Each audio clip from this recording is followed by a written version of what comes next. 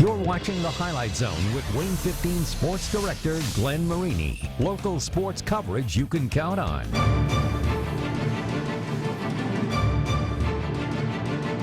A lot of teams overlook us. This year, we're proving that they can't overlook Carroll. This is one of the games we've been looking forward to. I know Southside's pretty fast, so I think we gotta try to keep up with them. For us, it's just really focusing on playing hard and finishing out the game. I think that is a little bit more pressure on us at this point. We're facing one of the toughest opponents on our schedule. A hard-fought game. It's just going to be interesting to see who comes on top. It is hard to believe, but in just 11 days, the girls basketball sectionals tip off, and with the playoffs right around the corner. What does it mean? Well, it means conference races are indeed heating up. That, no doubt, the case in the SAC. We start with Colton Howard, who has your Highlight Zone Game of the Week. Colton.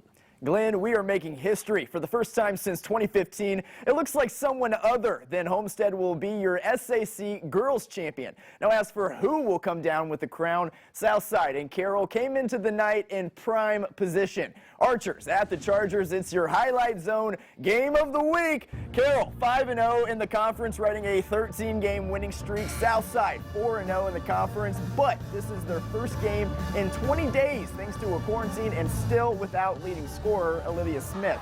Second quarter, Carroll ahead by 11. Southside on the fast break. Pass finds Lamaya Woodson underneath, and she cuts it to single digits. More from the Archers. Southside on a roll before the half. Next possession, Sierra Calloway steals it away, finishes it with the lay-in on the other end. Archers cut the lead to 7, and Carroll forced to call a timeout.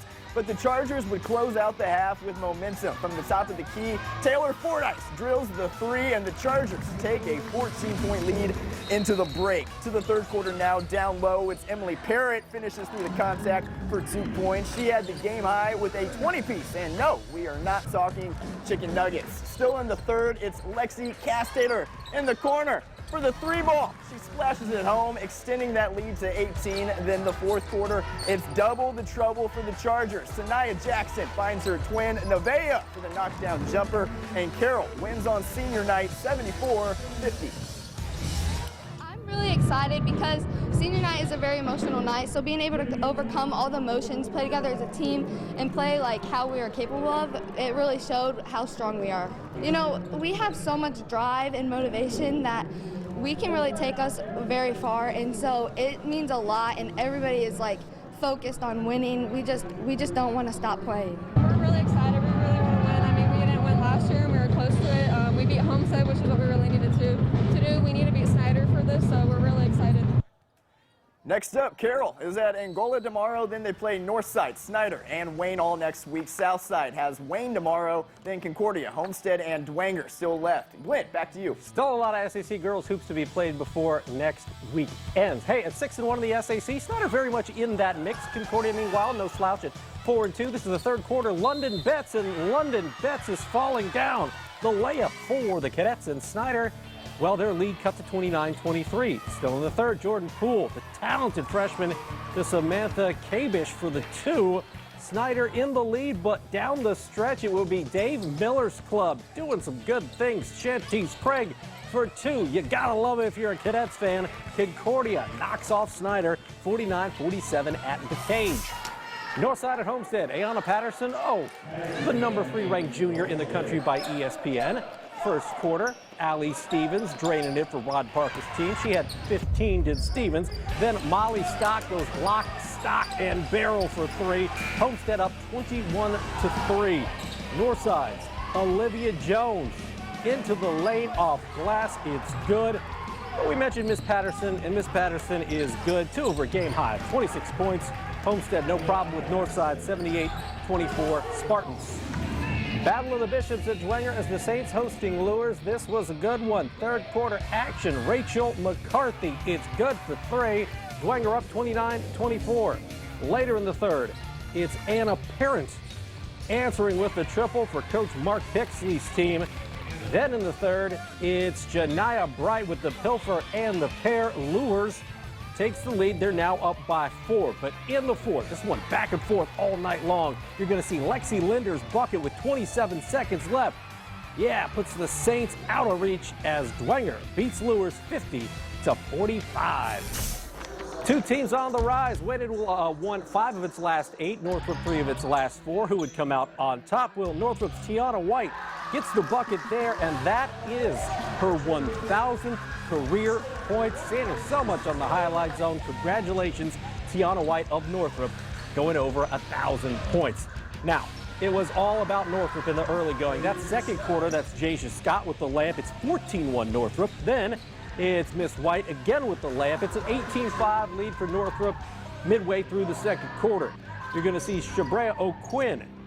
She's been tough since she started to suit up for that Wayne Generals team, but simply too much Northrop, 54-42 Bruins. Down at the Castle, Norwell with a win could clinch at least a share of the Northeast State title. The Knights hosting New Haven. Lauren Bale's going to run track and cross country at Purdue. She can hoop as well. It's 22-6 Norwell in the first. How about Kaylin Ortiz-Vaught nailing the 3 for New Haven to cut the lead to 11, or the deficit rather if you're New Haven, to 11. In the fourth, Kaylee Filling filling it up. She gets the bucket off glass, and then you're going to see Kennedy Filling. They're related, and they can both play some basketball. Eric Thornton's team comes up with the win, 71-55. Norwell clinching at least a share of the NE8 title with one conference game still left to play. It's something we've worked for all 4 years, and it's definitely shown this year. And I mean, it's just been a really cool experience to be a part of. Well, we just have to know that like a win is not guaranteed, so we have to continue to come out on the floor ready to play. We don't want to share this year.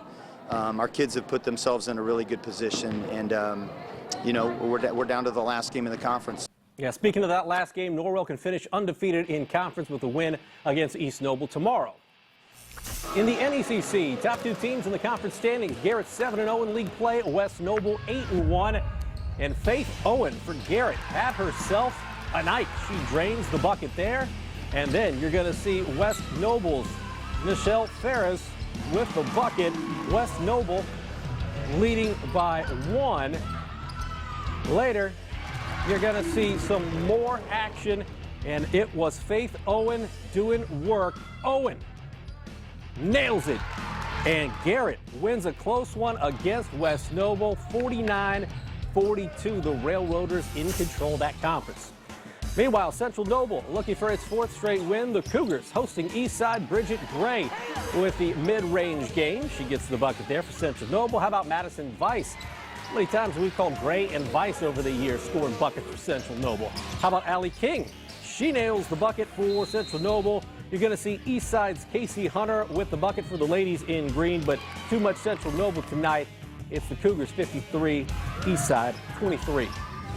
Final stop for girls hoops, Fairfield at Westview. Fairfield's Bria Garber recently picking up scholarship offers from Butler and the University of Cincinnati. So, yeah, you know she can play.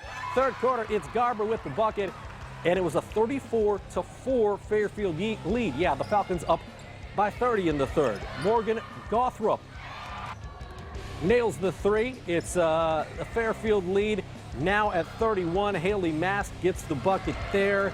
You're going to see Bailey Willard, though, on the other end, come up with the bucket for the Fairfield Falcons as Fairfield goes on to win 48-13 against Westview. Well, that is going to do it for the ladies tonight, but coming up next, we got a double-digit number of boys basketball games still to bring you here on a Friday, and that includes every game in the SAC, and that includes second-ranked Homestead going up against up-and-coming Northside, a record-setting night for the Spartans. We'll tell you all about that. Reigning NECC tournament champ Central Noble against a 9-2 Eastside club, and Northern Lakes plus Three Rivers Conference action as well. It's all up in the zone. More highlights on after the break.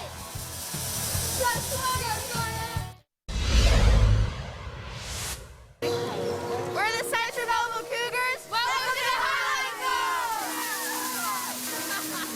Hey, tomorrow night it could be the biggest 4A game of the high school boys basketball regular season here in the state of Indiana. Second-ranked Homestead taking on #1 Lawrence North. Now, Colton will have the highlights for you tomorrow. The question tonight, though, would the 14-0 Spartans be looking ahead, or would they be ready for an up-and-coming Northside team? Well, first quarter, they were ready. Grant Simmons with the bucket there. Then it's Luke Goody, and Goody was just starting to warm up. How about Rodney Woods the other way? He drains the three for Northside, but Goody just got hot right out of the gate. The three here. You're going to see him with a step-back three here in a second. Luke Goody, 41 points, 10 three-pointers. That sets a Homestead single-game record for the future. University of Illinois hoopster Gary Andrews did not like it. He wouldn't like this either. Fletcher Lawyer with the bucket. Homestead's offense was crazy. They had 18 threes. That's a school record, too. Homestead wins 107-61. Well, like the Spartans, Carroll came into the night undefeated in SAC play. Southside hoping to change that. Would they? Well, to do that, they'd have to stop Jalen Jackson. He's been a juggernaut for Marty Beasley's team all year long. You see Jackson with the bucket, and the Carroll Chargers up one. Jackson, a game-high 27 points. Still in the first quarter, Keith King kicking it to Austin Jordan. Jordan knows how to shoot that three ball. He led Southside with 15. The Archers actually in the lead at that point, but in the second quarter, Jackson kicks it over to Ryan Preston, and you know what Ryan Preston can do? It's shoot the basketball. Carroll wins 53-44 at home. At 3-1 in conference, Snyder still in the hunt. The Panthers at the cage to play Concordia. First quarter action, Aiden Lambert to Tyler Harding in the corner for three, and Snyder out to an early lead. Later, you're going to see Aiden Lambert. Well, he decides to keep it this time and lays it in reverse style. Snyder up 7-2. But Concordia gets going after that. Johnny Washington with the bucket. He had 12. And then Alan Turmoilin with the bucket, and Concordia knocks off Snyder at the cage 59-57. Battle of the Bishops on the boys' side. Dwenger looking to extend its winning streak to 4 games. They were taking on Lures, of course. Brendan Lytle drills the three. Lytle had 17 points, and that would lead the Saints. We're still in the first quarter. Lures, Isaac Zay driving baseline and getting the bucket. But Dwenger up 10-2 out of the gate. Second quarter, Bo Jackway working in the paint for a pair. You'll see Nayland Thompson with the pilfer and the pass. It goes to Devon Doty for the layup, but Dwenger outlasts Lures 53-45. Final stop in the SEC, Northrop at Wayne, and just like Dwenger, the Bruins going for their 4th straight win tonight. Northrop's Kamani Smith with the jumper in the first quarter to put the Bruins ahead. More from Northrop. It's Devin Campos. Kid can shoot the basketball. He does it from the mid-range right there.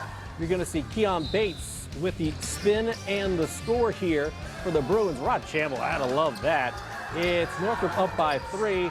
Christian Flanagan gets the layup here for Wayne, but it's too much Northrop. Bruins are hot. 58-55 over the Generals. Great matchup here, fresh off the NECC tournament title. Central Noble 13-1, hosting a 9-2 Eastside club. First quarter, Gabe Trevino, Eastside's leading scorer, gets the bucket, and we're knotted in the early going. But Connor Asijan, already Central Noble's all-time leading scorer, only a junior. There's 2 of his 20. And then Ryan Schroeder with the layup for Central Noble. Central Noble, they are good. They win this one 54-32. Up in Topeka, Westview atop the NECC standings. The Warriors ranked 9th in the 2A state poll. They were hosting Fairfield. First quarter, it's Fairfield looking good here. Lincoln Penrose with the 2, and the Falcons up early.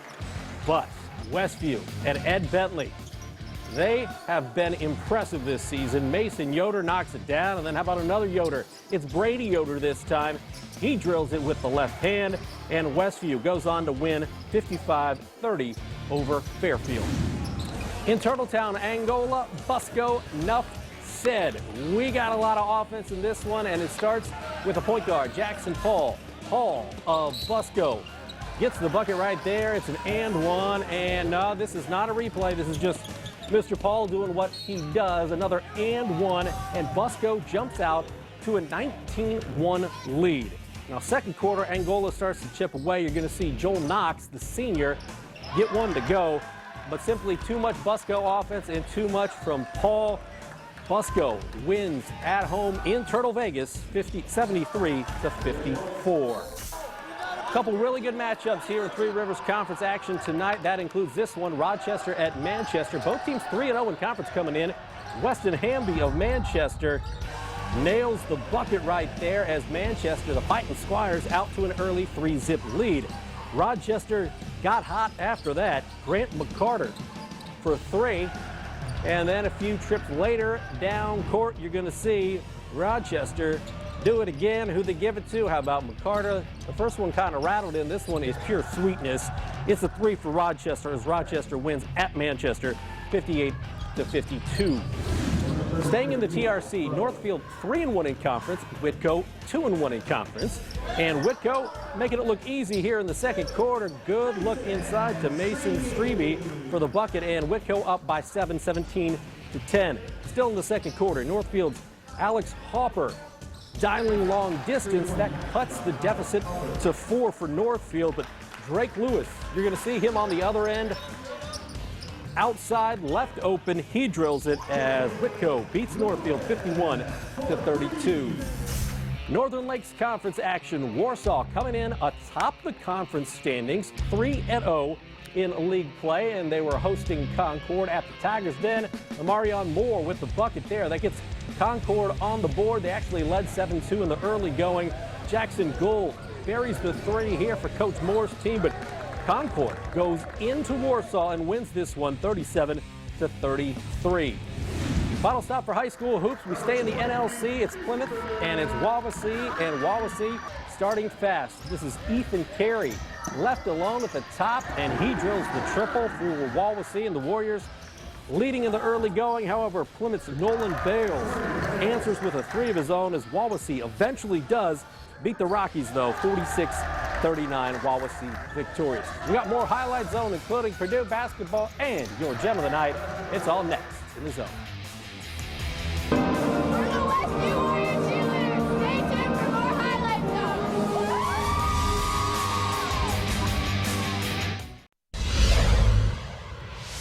Welcome back. We are the Norwell Knights, and you're watching the Highlight Zone. Go Norwell! Congrats on the Knights on clinching a share of that NE8 title. Hey, last week it was Jordan Poole of Snyder and Nayland Thompson of Lures taking home top honors here on the Highlight Zone. But who's going to be next? It's time to find out. And it's time for your Gem of the Night, brought to you by Peter Franklin Jewelers. And for this, we got to go out and about in the Boyd. And Luke Goody was just absolutely dialed in from the get-go in this one. He had 4 3-pointers in the first quarter. The kid had a total of 10 3-pointers on the game. He had 41 points. Those 10 3-pointers, that is a Homestead record. And the 18 3-pointers by Homestead as a team, also a Homestead program record. They score 107 points. The Spartans continue to be undefeated. Next up, they're playing the #1 team in the state in Indianapolis. But for tonight, they can celebrate Luke Goody and a win against Northside. Luke Goody, the future Illinois hoopster, has your Peter Franklin Jewelers Gem of the Night. College hoops, Purdue looking for its 5th win in a row, 7th-ranked Michigan at Mackey Arena. Now, Sasha Stefanovic is out at least 3 games after testing positive for COVID. That was announced right before the game. First half, Zach Edey, the big man, with the slam, but Purdue down 13 at the half. Second half, Isaiah Livers off the good feed. My goodness, this kid is a player. He gets the bucket, and then you're going to see Eli Brooks from the Wolverines scoring as well as Purdue falls at Mackey Arena to a really good Michigan team, 70-53. In the Horizon League, Dons at Oakland for a Friday afternoon game. And in the third quarter, you're going to see Hannah Hess with the layup as the Dons take a 1-point lead there. Unfortunately, they wouldn't be able to hang on to that. Sierra Bell did have a team-high 13 points, but the Dons lose in Oakland 58-49. Dons 0-13 this season. Their losing streak now at 22 games. Of course, that dates back to last season.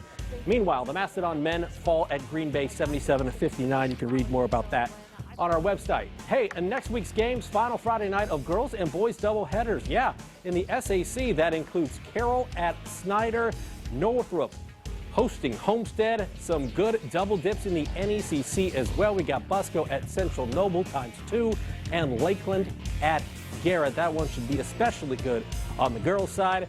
We're going to have these games and many, many more next Friday night on The Zone. And then the Friday after that, hey, it's girls' playoffs. Crazy. We'll see you next Friday. For Colton, I'm Glenn. Have a great weekend.